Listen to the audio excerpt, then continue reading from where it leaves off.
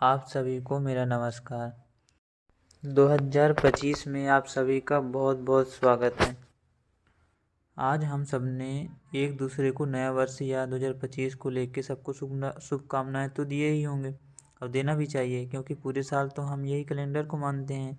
इसी कैलेंडर से school, college, office, नौकरी, बाकी सब चीज़ें चलती है। लेकिन नया का परिभाषा सबको पता है, प्रकृति में कुछ नया का होना, है ना।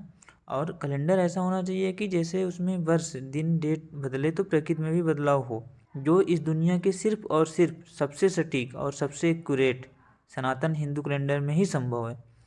जैसे ही पृथ्वी सूर्य का एक चक्कर कंप्लीट करके दूसरा चक्कर आरंभ करती है, वैसे ही हमारा चैत्र महीना के शुक्ल पक्ष का प्रतिपदा तिथि आरंभ होती है, जो एक एक तिथि चंद्रमा, पृथ्वी और सूर्य के घूर्णन गति के अनुसार बनाई गई है, जो हमें समय के बदलाव के साथ साथ प्रकृति के सुनहरे घटनाओं जैसे मौसम को बदलना और भी खगोलीय घटनाओं का ज्ञान मिलता है। लेकिन ये बताओ, जब कोई वैज्ञानिक कोई भी नया खोज करता है तो सब कोई तो मानते ही है ना, पूरी दुनिया। वैसे भी जब हमारे कैलेंडर का खोज हुआ रहा होगा उस टाइम पे, तो कोई धर्म नहीं था उस टाइम पे।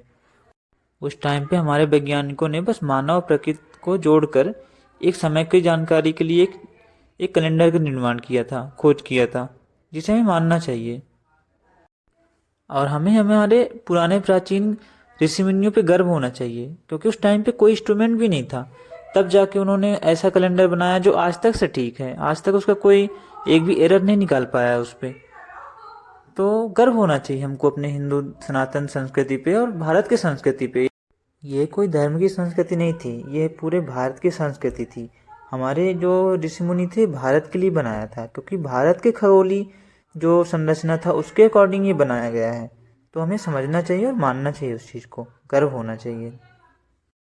बस ये एक छोटा सा इन्फॉर्मेशन था। अधिक और भी जानना हो इसके बारे में, सनातन हिंदू कैलेंडर के बारे में और वैज्ञानिक कारण और क्या क्या हैं इसके, तो आप कमेंट कर सकते हैं। मैं वीडियो बनाने की कोशिश ज़रूर करूँगा। धन्यवाद।